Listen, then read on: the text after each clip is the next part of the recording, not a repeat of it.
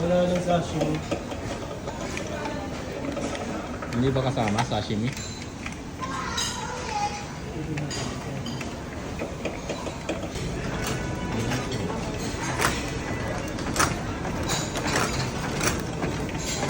Ano kahit anong pwedeng kunin dito? Dos ah. Hindi, may serve sila. Tapos lahat daw ng refill di kaya na. Pwede mo na kunin yan. Tatlo.